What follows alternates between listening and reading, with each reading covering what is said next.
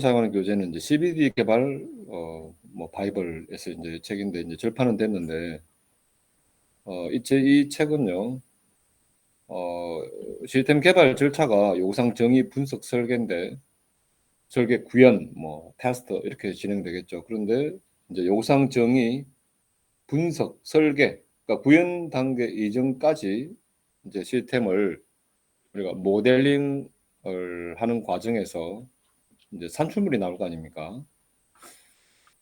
자, 그래서 그 산출물들을 우리는 이제 표준적인 어떤 이제 그 표현 방법으로, 그러니까 Unified Modeling Language라는 게 있어요.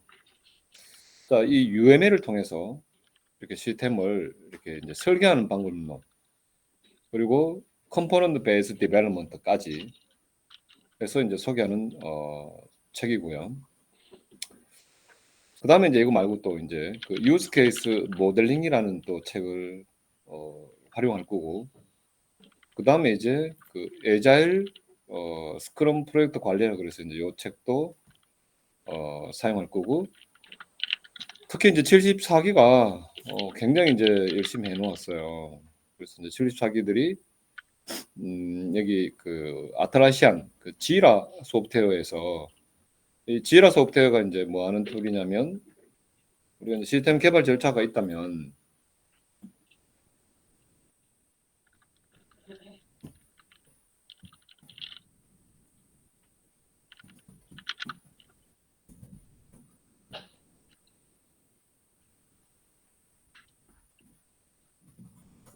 뭐 이렇게 이제 이런 단계를 거칠 거거든요. 테스트,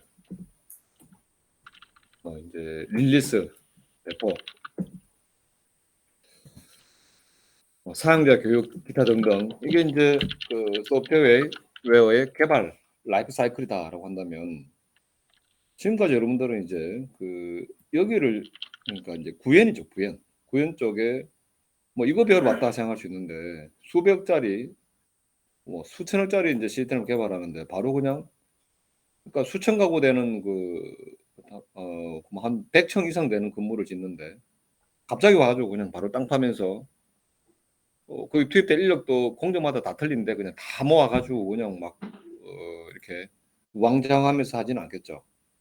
소프트웨어도 마찬가지로 그냥 바로 팍 구현 수백억짜리를, 모든 이제 여러 가지 이제 공정이 있을 텐데 다 때려 모아가지고 바로 그냥, 그렇지는 않을 겁니다.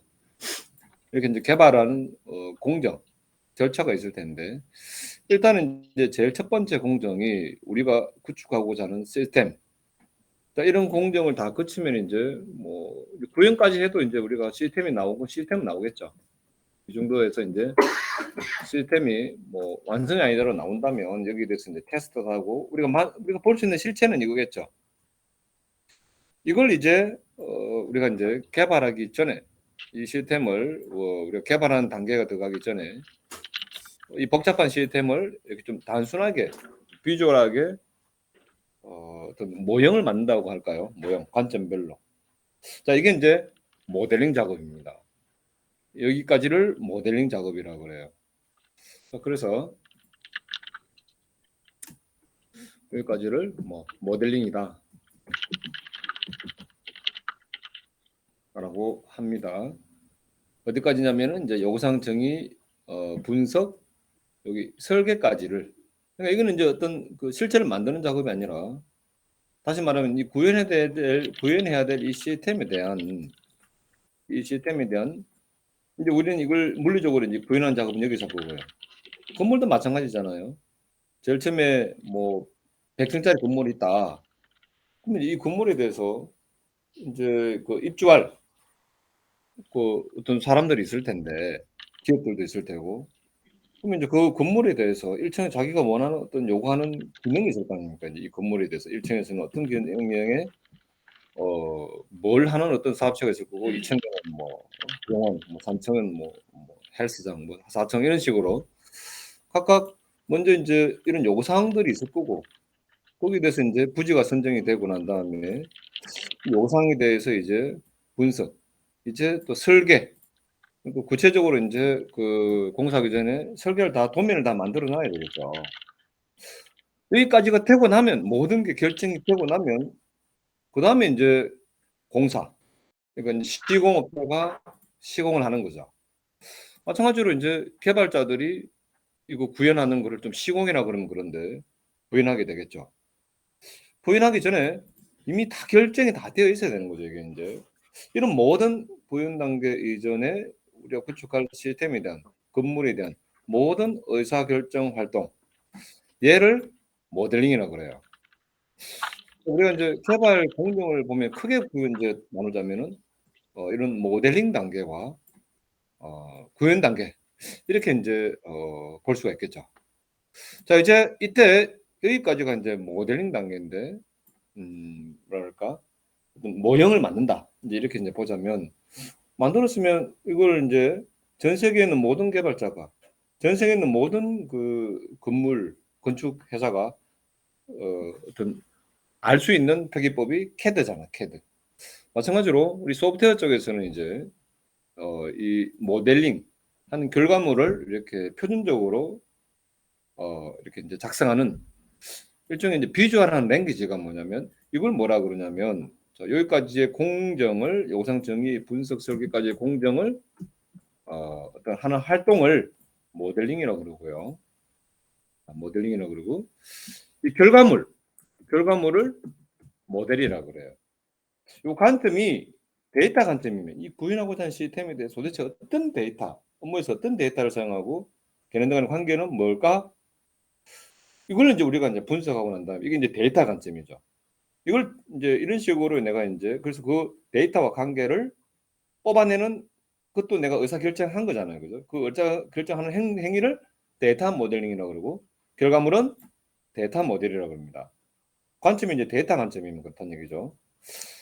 근데 저번 시간에 데이터 또 우리가 인제 모델링 수업 시간에 했던 업무에서 인제 우리가 구현해야 될 우리가 이 비즈니스에서 이 시스템에서 우리가 제공해야 될 업무는 어떤 업무를 처리하는 인제 그런 프로세스를 제공할 것인가? 어떤 프로세스가 있겠는가? 데이터 말고. 이 프로세서들은 데이터를 쓰긴 쓰죠. 이 프로세서 관점에서 모델링하면 이거를 인제 프로세스 모델링이다. 결과물은 프로세스 모델이다. 뭐 이렇게 얘기를 했잖아요. 그죠? 자 이게 다 이렇게 인제 우리가 내공과 내공이 이렇게 딱 우리가 끝까지 올라가 보면 다 이렇게 인제 지식들이 다 이어집니다. 그래서 제가 지금 인제 지금 여기 뭐 하나 화면에다가 지라 속도도 켜 놓고 그냥 뭐 다 켜 놨는데 이게 사실은 전부 다 융합이 되거든요. 그래서 여러분들이 뭐 좀 내 자랑 같지만 이걸 완전히 그냥 이렇게 다 꿰뚫어 보고 사실 인제 저희가 뭐 이것만 이렇게 또 수업하는 사람도 있어요. 이게 아니 그러니까 이런 책 내는 사람도 있고 뭐 이거 강의하는 것도 있고 이거 강의하는 것도 있고 재피해 강의하고 스프링 강의하고 뭐 전부 이렇게 책이 많은데 결국은 우리는 이제 이걸 다 해내네. 우리는 이제 이 요구 사항을 우리가 구현을 하는 거거든요. 제일 시작은 여기서부터 시작됩니다. 이게 제일 중요해요.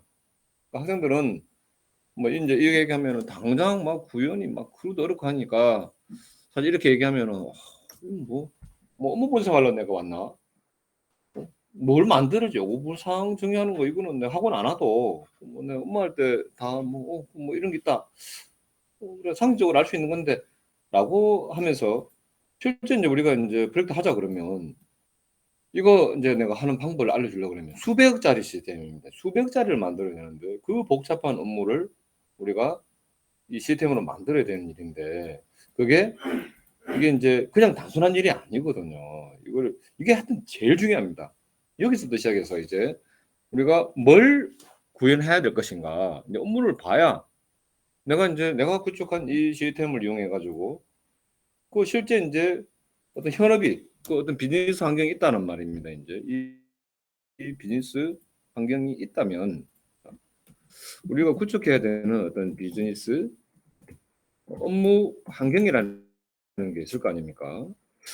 여기서 인제 뭐다? 우리가 구축해야 되는 우리가 인제 만들어 준 이 시스템 가지고 이 비즈니스 업무 환경에서 이제 내가 만든 기능 가지고 이 업무를 할 건데 거꾸로 내가 뭔 업무를 하는지를 어떤 프로세스를 가지고 업무를 하는지를 알아야 내가 뭘 구현할 거 아니에요. 그죠?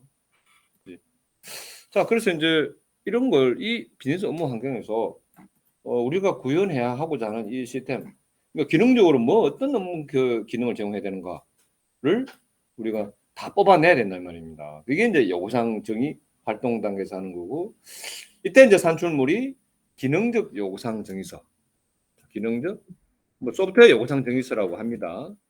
소프트웨어 요구사항 정의서라고 할 수 있는데, 제일 첫 번째 요구사항 정의 활동 단계에서 이제 우리가 나올 수 있는 산출물이, 이게 좀 많이 복잡해 보이는데요. 이제 이걸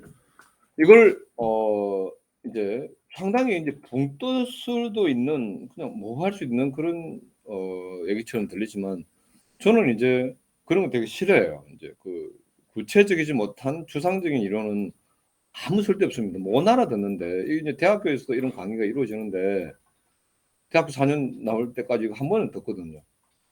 근데 이제 안 해봤는데, 이제 이거 여기서부터 시작해서 구형까지 해가지고 나온 시스템을 보지도 못하고, 대학교 4년 졸업한다고 뭐 채팅 하나 짤 수 있는 사람도 많지 않아요, 컴퓨터가. 다 그런 건 아니지만. 저희가 이제 구축하는 정도 시스템까지를 뭐 하는 그런 대학은 존재하지 않고요, 이제 사실은. 우리 정도 시스템까지 나올 수 있게 대학 정보 시스템, 어떤 대학교 교육 시스템 체계만 가지고 그렇게 해서, 뭐 우리 딸이 지금 미국에서 또 대학 다니지만 그런 대학교도 존재하지 않아요. 그런데 대학교 교수가, 그 속대학 공학 교수가 이거 한다고 해가지고 알아듣느냐? 붕 뜬 강의밖에 없죠. 근데 여러분들은 이제 직접 구현까지 다 가본단 말인데, 이게 이 업무 환경에서 이것들이 실제 구현을 해서 이거 나온 공정을 일단은 이제 지금 이것도 꽤 큰 시스템을 우리가 다뤄보기 때문에, 이제는 이제 이런 공정을 통해서 이렇게 나올 때까지를 어떻게 하면은 체계적으로, 여러분들이 MVC 패턴을 배웠지 않습니까? 여러분들이 개발할 때 여러분들의 아이디어로 짜는 게 아니란 말이에요. 이제 여기서 내가 어떤 기능을 이제 짜라 그러면은 75기나 74기 정도는 아마 흉내까지 낼 수 있을 것 같은데, 이제 74기는 지금 잘하고 75기도 이제 흉내는 낼 수 있을 것 같은데, 거의 그 소스 코드가 75기가 74기 소스 코드를 분석하려고 그래도 이미 본인 머릿속에서 예상하는 시나리오를 가지고 어떤 구조 아키텍처 가지고 이렇게 됐을 것이다, 폴드 구조가 라고 이미 다 약속된 대로 바라볼 수 있다 이거죠. 그럼 그렇게 다 클래스명이나 메소드명, 뭐 어떤 패턴 이런 것들이 다 그렇게 돼 있고, 그죠? 이게 하루 만에 나온 게 아니거든요. 이게 이제 어떤 수십 년의 소프트웨어 역사에 있어서 이렇게 이제 우리가 많은 시행착오를 가지고 구축된 패턴인 거죠. 이걸 배우는 순간 그거 안 배우고 그냥 막, 정말 다행히도 그런 사람이 너무나 많단 말입니다. 너무 다행인 거죠.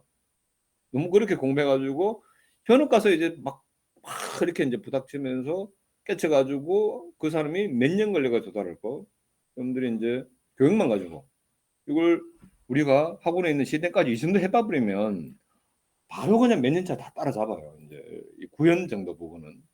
근데 이것까지도 이제 따라잡는다면 여러분들의 기량을 엄청나게 이제, 이것도 생각해 보세요. 이거 수백 명이, 수십 명이 이제 같이 그러면 협업을 해가지고 좀 갈수록 이제 현업의 어떤 그 이 소프트웨어 구현 환경이 너무 복잡해지고 있거든요. 굉장히 복잡해지고 있어요. 요즘 뭐 이제 그냥 막 옛날 같으면 프로젝트 하나 가지고 팍 개발하면 되는데, 이제 이 프로젝트 한 개도 이제 하나를 하는 것이 아니라, 예를 들어서 이제 여러분들 생각에는 아마존 프로젝트다. 아마존이 이제 그 업무를 하잖아요. 그 이제 그 뭐지? 뭐라 그러죠? 그 이제 뭐 영화나 이런 거를 이제 실시간 스트리머로 이렇게 우리가 서비스 받을 수 있는데, 그냥 프로젝트 하나가 아니라 6천 개의 프로젝트로 이게 이제 구성이 되어 있다 이거죠. 그냥 한 개로 하는 것이 아니고. 그러면 이제 이런 과정을 옛날 같으면 우리가 모놀리식 아키텍처라 그랬어요. 지금 저희가 좀 여러분들이 이걸 해야 되는 당위성을 제가 좀 주고 싶어요. 그리고 제가 말하는 이런 거 이미 이런 용어들도 여러분들이 이제 이제는 익숙해져야 되는 그 시대가 되었습니다. 모놀리식 아키텍처. 한글 적을게요. 근데 이제 이거는 옛날 방식이에요. 지금은 마이크로 서비스 몇 번 다 들었죠, 그죠? 마이크로 어, 서비스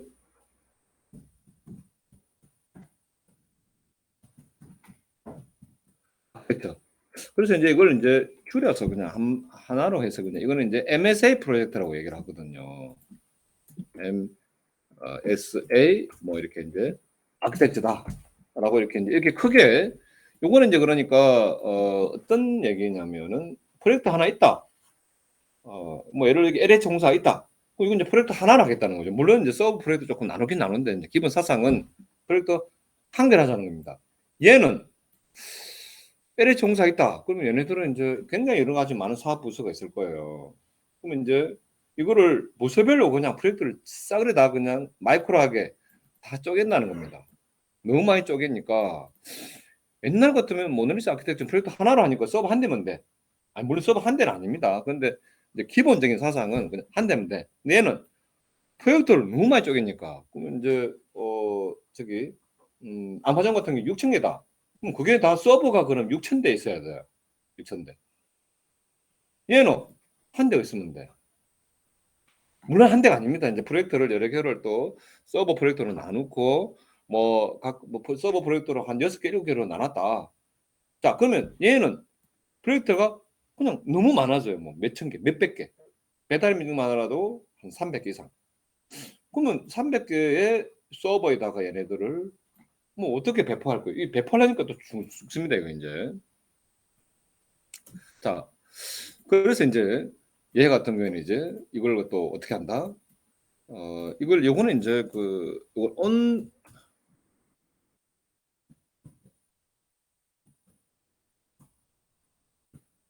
온 프레미스 환경이다라고 얘기하고요. 요거는 그러니까 뭐냐면은 서버를 자체로 구축하고 있다는 거예요. 회사 자체 안에 서버를 구축하는데 얘는 몇백 개를 어떻게 다 할 거예요. 이걸 갖다가 관리를 어떻게 할 것이고 얘는 당연히 어디로 가냐면은 클라우드로 넘어갑니다. 클라우드로 전부 다 이제 클라우드로 이렇게 얘는 이제 보내게 되는 거죠. 자, 지금 저희가 이런 상황에서 저희가 이제 이런 프로젝트 하는 걸로 바뀌었거든요, 이제.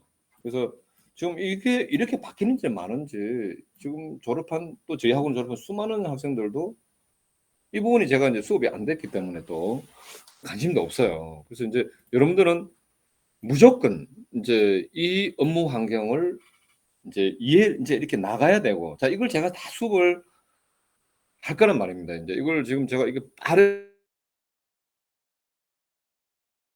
이걸 아마 여러분들이 교육 과정에서 아마 대한민국 지구를 다 뒤져서라도 이게 전부 물화일체로 해가지고 지금 제가 제일 똑똑하다 그 말이 아니라 학원인데 교육기관인데 이걸 물화일체로 전체를 다 제공하는 교육기관은 저는 분명히 제가 얘기하지만 없는 줄 알고 있어요. 없어요. 저도 이제 엄청 노력하고 있지만 이걸 이제 물화일체로 수업을 하려고. 자, 제가 왜 이렇게 또 서두를 그렇게 했냐면은 이제 욕상 정의, 분석, 설계, 구현 이게 제가 이제 또 옛날에는 그냥 이렇게 강의하면 됐습니다. 근데 너무 어려워진 게 이런 환경이니까 이제 이게 그냥 프로젝트 하나 가지고 이렇게 되는 게 그나마 이건 또 뭐 강의하기 쉬워요. 근데 이제 이런 프로젝트가 이제 프로젝트는 이게 프로젝트 개발 공정이 이렇다는 얘기거든요. 그런데 이게 프로젝트가 몇백 개로 이렇게 이제 마이크로하게 다 쪼개져 가지고 이제 프로젝트를 한다. 그런 사상이에요. 이게 이제 또 뭐냐면은요. 이런 어떤 생태계, 어떤 환경 뭐 이런 이제 개발 방법은 아니고요. 이걸 뭐라 그러냐면 이제 또 데브옵스라 그래요. 이런 어떤 생태, 환경 이런 말을 한번 구글에 한번 찾아보십시오. 자, 이런 어떤 생태 환경에서 내가 개발을 해야 되니까 어떻게요? 이제 이 데브옵스라는 환경 자체가 이제 development to operation, development to operation. 오늘은 거의 약간 한 시간은 좀 오리엔테이션 비슷하게 전체 이 방향만 가지고도 제가 뭐 별 잔소리 안 해도 좀 시간이 많이 걸립니다. development to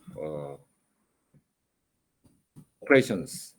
자, 이게 운영이라는 뜻이거든요. 그러니까 개발과 운영 이거는 이제 원팀으로 하겠다 이 말입니다. 이제 이런 어떤 사상, 어떤 이런 환경, 생태 뭐 이런 거를 데브옵스라 그래요. 여기서 이제 그러면은 개발과 운영을 원팀으로 해서 개발하니까 당연히 회사가 있으면 좀 쉽게 얘기하자면은 부서가 있으면 부서별로 이렇게 이제 또 운영을 할 거 아닙니까? 그죠? 그러니까 개발과 운영이 한 팀이 되게 하려니까 부서별로 해서 이제 이 아마존 같은 경우에 지금 그렇게 시장 그렇게 됐어요. 부서별로 너희들이 그러면 아예 책임지고 그냥 너가 이제 모든 책임을 지고 너가 아예 너희 자기 주도적으로 너가 한번 해봐라. 개발팀부터 아예 운영하는 너희들끼리 누가 필요한 거니까 개발팀하고 또 개발팀 너희들은 또 이제 한 팀이니까 너가 업무할 수 있도록 아주 그냥 이렇게 이제 프로젝트 단위로 부서 단위로 책임을 이렇게 지운 거죠. 이게 더 효율적이다 이 말입니다. 그래서 이제 이 환경에서 얘기가 나온 게 MSA고요. 자, 그렇다면 이 프로젝트를 그러면 부서별 다 쪼개버리니까 이런 식으로 그럼 설계를 해야 될 거 아닙니까? 그죠? 그래서 이제 이걸 마이크로 서비스 아키텍처라고 그러고. 자, 그러면 이제 MSA로 이제 구축하다 보니까 프로젝트 너무 많아지니까 기존에 온 프레미스 환경. 그러니까 그러면 부서별로 그럼 서버 한 대씩 다 그럼 다 구매해 주세요. 다 주세요. 이러면은 서버가 좀 도대체 뭐 몇백 개 되겠습니까? 그죠? 이제 아마존 같은 경우에는 이제 프로젝트를 6천 개 나눴다 했으니까 6천 대의 서버가 있어야 되는 거죠. 이래 가지고는 도저히 프로젝트가 안 되니까 이제 원래는 아마존에서는 이제 자기들도 데이터 센터, 그러니까 자기들 이제 그냥 관리하는 그 데이터 센터가 있었다고 합니다.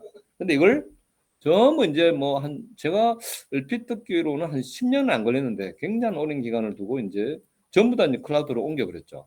그래서 아마존은 이제 그 전부 다 클라우드 환경에서 이제 그 얘네들이 서비스를 하고 있다 이제 이런 말입니다. 이제 AWS. 자, 그래서 이제 제가 학원에서는 이제 이걸 하고 있고 또 이걸 이제 6천 개의 서버를 갖다가 이렇게 구축해서 해야 되는데 그 서버가 팍 죽어버리면 또 곤란하니까 이걸 또 클러스터로 묶어서 또 배포해야 돼요. 6천 개를 서버를 각각 뭐 클러스터로 묶어가지고 서버를 그러면 이제 한 개 죽었을 때 한 서버당 이게 죽었을 때 이게 또 이제 그 계속해서 서비스는 돼야 되니까 그러면 이제 몇 대의 서버를 하나로 묶어서 클러스터를 묶어주는데 이거 작업이 너무 어려우니까 저희가 이제 도크에 이어서 이제 나중에 저희가 지금 이제 74기가 수업을 하고 있지만 쿠버네티스 얘도 이제 학습이 돼야 되는 거죠. 지금 여기까지의 수업은 74기 이전 기수들은 수업이 정상적으로 수업이 안 됐습니다. 제가 작년 7시기부터 이걸 해야 된다. 안 하면 안 된다. 그렇게 이제 저희가 하소연하고 예언하고 해야 하고 가자. 다 도망가 버렸어요. 그래서 이제 그 7.3기 끝자락에 이제 좀 성인이가 열심히 했고 이제 7.4기가 지금 이제 요 쿠버네티스까지 해서 지금 뭐 MSA는 상당히 얘기를 했고 요 쿠버네티스 정도 지금 이제 진행을 하고 있는 상태입니다. 그래서 이제 마지막 프로젝트는 이제 인사 물류 회계라도 물론 그걸 이제 우리가 마이크로 서비스 아키텍처로 정하자면은 더 쪼개야 되지만 자, 오늘 이제 이 전체 그림에서 제가 이제 수업을 진행을 해야 되거든요. 자, 이런 환경입니다. 여기서 그럼 제일 중요한 거는 자, 이 모든 걸 다 해서 이제 제일 중요한 거는 이게 뭐 애잘 개발 방법 이런 것도 또 뺐네, 그죠? 자, 이렇게 개발해야 되니까 이런 식으로 또 개발해야 되니까 여러분들 이제 이번에 수업하게 될 애잘 개발 방법론이 또 필요하더라 이겁니다. 이제 애잘 개발 방법론을 데브옵스가 딱 나오면 클라우드, MSA 또 데브옵스 하면 이제 애잘 개발 방법론 이게 그냥 세트로 그냥 이렇게 같이 묶어져서 데브옵스에서 이제 하는 내용들이고 그 애잘 개발 방법론을 자 이렇게 요구사항 정의 분석 설계 구현해 가지고 있잖아요. 이렇게 그 시스템을 개발하는 이런 공정이 있는데 이걸 내 마음대로 하는 게 아니란 말입니다. 요구사항 정의나 분석이나 설계나 그냥 여러분들로 하라 그러면은 수십 년의 어떤 소프트 개발 역사에 있어 가지고 이 공정대로 쭉 우리가 이제 프로젝트를 할 건데 이 공정 이것도 마찬가지로 이 작업 공정도 여러분들 마음대로 하는 것이 아니고 이미 잘 알려지고 수많은 시행착오를 통해서 이렇게 잘 검증된 어떤 이론만 하면은 제가 또 이해가 안 돼요. 또 이게 이제 붕 떠 뜹니다. 이걸 실무적으로 저희 프로젝트에다가 적용해서 이제 지금 현재 보시다시피 이것들이 이제 점검물이죠. 지금 이제 74기가 아주 열심히 이제 애자일 개발 방법론을 우리가 지원하는 툴이 지라 소프트웨어예요. 이게 보다시피 이제 이것들이 요구사항들입니다. 이 요구사항들을 여기 보시면은 이제 뭐 대략적으로 얘기하자면은 할 일에서 진행 중으로 이제 완료된 것들을 여기다가 다 갖다 놨네요. 이거 다 되면 이제 뭐 스프린트 완료해서 이제 끝낼 건데. 자, 아무튼 그리고 이제 여기 보시면은 지금 여기는 안 보이는데 이 각각의 요구사항들은 이제 우리가 GitHub 우리는 이제 빗 여러분들은 이제 GitHub는 다 알죠, 그죠? 우리는 이제 빗버킷을 씁니다. Git 제품은. 그럼 나중에 이제 여기 구현까지 되면 여기서 이제 이거 클릭하면은 지금 구현되는 내용들도 저희가 찾아가서 이제 볼 수 있어요. 여기는 왜 안 나오는지 모르겠는데 돼 있나? 지금 여기서 이제 이거 연결은 되어 있는지 모르겠네요. 자, 이렇게 이제 나중에 빗버킷에서 이제 소스를 커밋하게 되면은 여기서 이제 요구사항은 여기서부터 시작이 됐을 거 아닙니까? 여기서 이렇게 전체적으로 통합해서 다 이렇게 추적을 할 수가 있다 이 말입니다. 이제 심지어는 여기서도 이제 아까 보셨지만 이제 브랜치도 만들 수 있고 이 기능을 위해서 이제 추가적으로 브랜치도 만들고 커밋도 만들고 여기서 이렇게 이 통합 툴이에요. 그러니까 자, 저희가 이 전체 공정에 대해서 이제 구현 빼고 이제 이걸 다 통합해서 한번 그래서 제가 책이 이걸 지금 다 묶어 가지고 나온 책은 없어요. 없고 지금 요 책이 정말 괜찮아요. 요 책이 이제 여기 뭐 75기본도 여기 보는데 이거 너무 얇죠? 굉장히 막 손바닥 같은 이건데 이 얇은 책인데 260페이지짜리죠.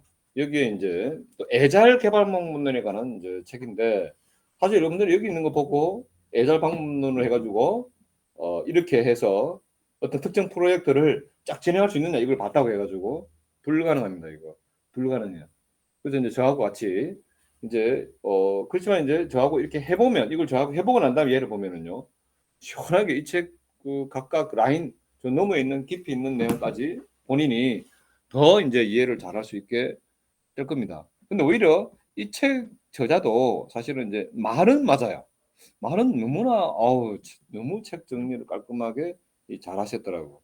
근데 예제가 그냥 이제 이렇게 하면 됩니다는 예제가 너무나 이건 또 이제 이대로 하면은 그냥 폭망합니다. 이게 이제 안타깝게도. 그러니까 뭐 실전 경험으로 이분이 이렇게 풀어내는까지는 조금 많이 이제 약하다라는 생각이 드는데 뭐 걱정 안 해도 됩니다. 저희는 이미 여기 그 학생들이 여기 보면은 여기 이제 여기 책에 나오는 이 저자가 이제 소개하는 여기 나오는 요 에픽이라는 요게 저희가 나중에 이제 보실 건데 그러니까 얘고요. 재고 관리고 이 안에 이렇게 요 두 개를 묶어 가지고 얘를 이렇게 그룹핑하고 있는 개념이 있는데 저희는 이제 이런 식으로 우리 프로젝트와 연관해서 바로 실전으로 할 거고 지금 여기 있는 것들을 이대로 하면은 전혀 개념이 안 맞거든요. 자, 일단은 뭐 일단 전체 저희가 이제 앞으로 수업할 내용에 대한 뭐 크게 나올 단어나 뭐 이 내용을 소개해 드릴 거예요. 제일 먼저 그러니까 지금 이제 수업할 내용은 아무튼 요구사항 정의 단계입니다. 자, 아무튼 이제 여기서 여기까지가 우리가 모델링 단계라고 했고요. 이때 이제 지금은 저번 시간에는 데이터 모델링 할 때는요, 그 ERWin이라는 툴을 이용해서 데이터 관점에서 모델링한 결과물을 데이터 모델로 이렇게 뽑아내는 것을 설명을 드렸는데, 이제 이 데이터 관점이 아니라 또 저번에 말씀드렸던 이제 프로세스 관점도 아니라 저희는 이제 뭘 해야 됩니까? 뭐 우리가 이제 어떤 기능이 있으면 이거를 클래스, 메소드 뭐 이런 걸로 뽑아내야 되잖아요. 그죠? 그러니까 뭐 업무를 그냥 뽑아내 가지고 이걸 그리려 그러면은 저번에 배웠던 프로세스 관점에서는 이제 뭐 DFD라든지 뭐 업무 기능푼에도 이런 걸 말씀드렸는데 그게 아니라 우리는 이제 요구사항을 뽑았으면 분석과 설계 단계에서는 이제 클래스도 뽑아내고 해야 되거든요. 이럴 때 이제 사용하는 우리가 이제 표준 건축은 기계나 뭐 이런 쪽은 선박 이런 쪽은 캐드죠. 저희는 이제 뭘 쓰냐면 이걸 비주얼하게 표현하는 툴로 우리가 랭귀지로 자 이걸 뭐라고 그러냐면은요 모델링 랭귀지라 그래요. 자 모델링을 하고 이걸 표현할 때 사용하는 그 랭귀지를 모델링 랭귀지라고 그러거든요. 자, 이게 모델링 랭귀지죠. 자, 보여드릴게요. 이게 모델링 랭귀지를 이용해서 제가 표현을 한 결과물입니다. 자, 이거 지금 제가 어떤 뭘 모델링 했는데 이 표현한 이 결과물을 모델이라고 그러죠. 이거는 이제 유즈 케이스 모델링을 하고 나온 결과물인 유즈 케이스 모델입니다. 오늘 수업할 내용이에요. 너무나 중요한 내용입니다. 성인이 보니까 벌써 이제 혼자 공부해가지고 상당히 이제 뭘 이렇게 이렇게 하고 싶어서 적극적으로 이렇게 뭐 해놨더라고. 내가 성인이 거 했는 거 내한테 나중에 보내주라. 자, 그러면 이제 자, 이 모델링 랭귀지가 있는데 저희가 이제 학원에서 우리 학생들이 한 거를 자료를 좀 보여드릴게요.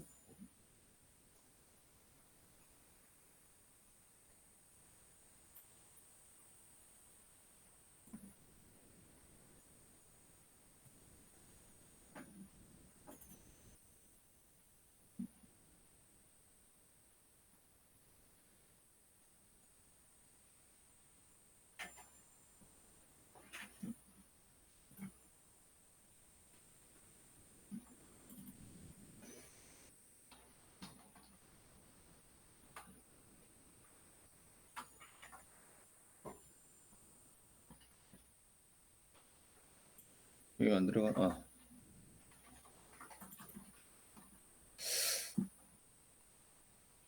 자, 이거는 우리 이제 그 옛날에 그 이제 48기 거의 이후로는 제가 이제 더 이상 뭐 이걸 이제 UML이라고 그럽니다. 자, 이 UML 툴인데 여기 ML이 뭐냐면은 자, 이게 이제 이 우리가 표준 이 모델링 랭귀지로 우리는 뭘 쓰냐면 우리가 UML이라는 거를 사용합니다. 자, 얘는 우리가 그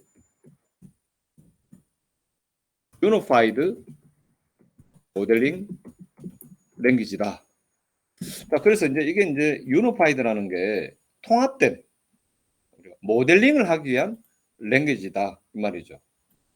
자, 이걸 이제 요거는 이제 어떤 기관에서 하냐면 요거는 이제 표준이니까 OMG라는 이제 그룹에서 오브젝트 매니지먼트 그룹이라고 해서 이 OMG 그룹에서 얘를 UML을 표준화하고 있습니다. 이게 좀 됐어요. 이게 이제 1990년대로 넘어갑니다. 1990년대 정도에서 이렇게 계속 우리가 이렇게 표준을 잡아나가고 있거든요. 버전도 지금 올라가고 있고. 우리는 이제 이 툴로는 이제 여러 가지 있을 텐데 저희는 이제 이 공짜 이 스타 UML이라고 해서 얘는 이제 공짜예요. 자, 얘 가지고 우리가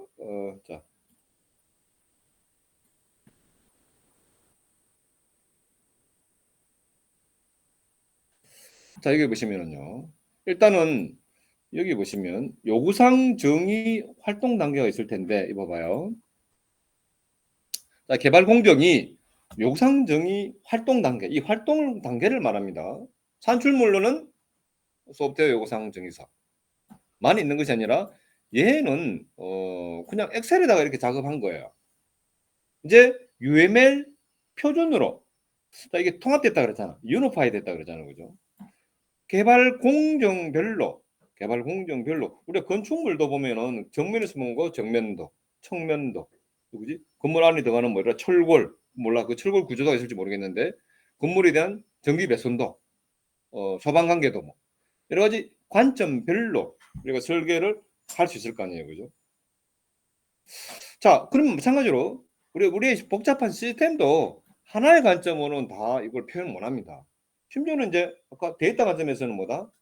이제 우리가 데이터 모델할 때는 ERWin이라는 툴을 썼고 ERD로 우리가 표현을 할 수 있도록 우리가 ERWin이라는 툴을 이용해 가지고 그 결과물은 이제 이 데이터 모델이라고 그러죠. 근데 이제 이게 아니라 클래스나 뭐 메소드 뭐 이런 것들도 파라미터 뭐 이런 것들도 우리가 이제 설계도 할 수 있어야 되잖아요.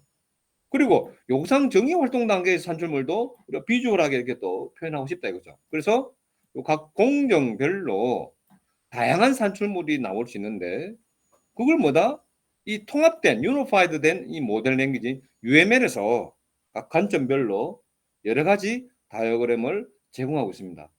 그 다이어그램을 이용해서 제가 이제 실제 저는 이제 프로젝트를 많이 했어요, 학생들하고. 그래서 지금은 이제 뭐 굉장히 인제 막 뭐랄까요? 이제 설계 단계까지 세부적인까지는 제가 하라 소리는 안 합니다. 자, 그러면 한번 볼까요? 잠깐만 구경만 할게요.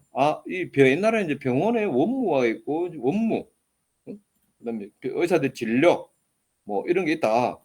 그러면 이제 원무에 가 보니까 환자 관리를 위해서 필요한 기능들이 이렇게 이거 지금 이제 보다시피 이거 다 비주얼하죠. 그지? 이렇게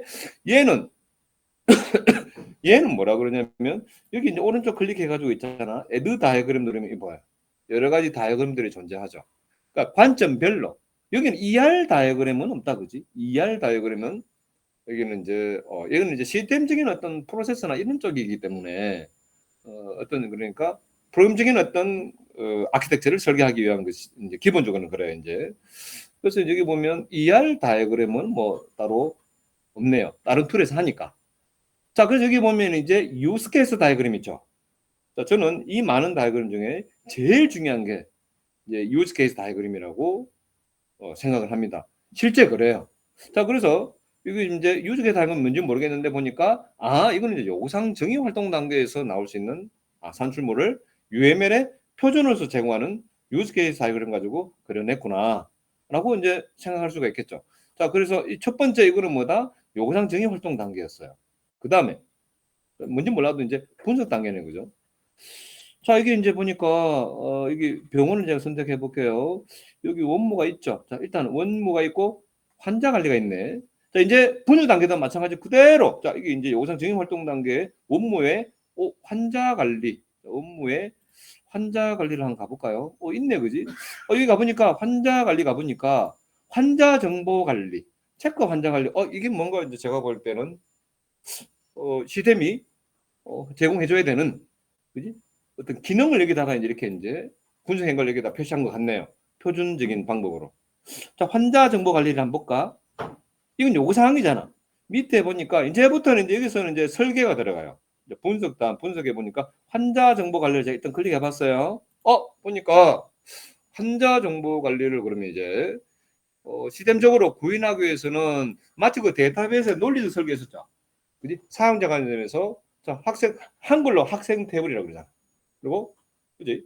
그리고 이걸 무료 설계가 들어가면은 스튜던트 뭐 이렇게 되잖아요. 그죠? 자, 여기는 이제 분석 단계고 요 밑에 제가 이제 설계 볼게요. 설계.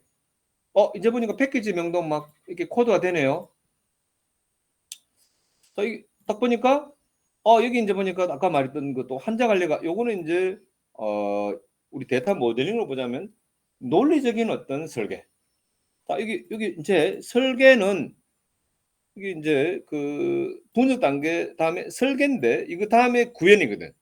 그럼 구현을 하려면 이때는 뭐가 돼 있어야 될까요? 딱 클래스명 이런 것들이 다 코드가 돼야 되죠. 자, 한번 볼까요? 자, 여기 보시면 이제 환자 정보 관리라 그래가지고 따닥 클릭하니까 얘가 마치 데이터 모델의 논리적 모델이 이제 시스템을 그러니까 실제 구체적인 오라클 데이터베이스 뭐 이런 거 다 이제 고려해서 여기는 이제 논리적 과정에서 이렇게 이제 뭔가 이 요구 사항인 얘를 이제 우리가 뽑았고 요구사항 정의 단계에서 분석 단계에서는 이제 세부적으로 그럼 이 말을 환자 정보 관리를 구현하려면은 이런 화면도 있어야 되고 막 뽑더라 이거 여기 보면 뭔지 모르겠는데 지금 이제 여러분들은 뭐 컨트롤 보니까 뭐 메소드가 이 보니까 퍼사드 서비스 퍼사드에 들어갈 뭔가 메소드 같네. 이것들이 이제 구체적으로 이 스프링 프레임워크를 쓸까? 이걸 자바로 구현할까? C++로 구현할까? 파이썬으로 구현할까? 이게 이제 반영이 된 논리적 데이터 모델에서는 거지 학생 테이블이 하잖아. 학생. 이게 이제 나중에 무료 설계에서는 뭐 데이터베이스가 오라클이 될 수도 있고 마이스큐엘이 될 수도 있고 막 그렇잖아요. 거죠. 여기서는 이제 딱 보니까 이제 보니까 이게 이제 뭐냐면 이게 구현 단계 들어가니까 스프링이 나오고 여기 보니까 뭔지 몰라도 막 마이바티스 넣어가지고 이렇게 학생들이 이거 다 학생들이 한 거예요. 이렇게 설계한 게 나오네. 이거 다 뭐다? 이건 클래스 다이어그램이 그래요. 클래스 다이어그램으로 어떻게 이 요구사항 정의 단계에서 이거 뽑았잖아. 이렇게 우리가 이걸 뽑았잖아요. 제일 먼저 이걸 뽑아야 되는 거지 이제. 이거 봐봐. 이게 패키지 구조도 그대로 다 따릅니다.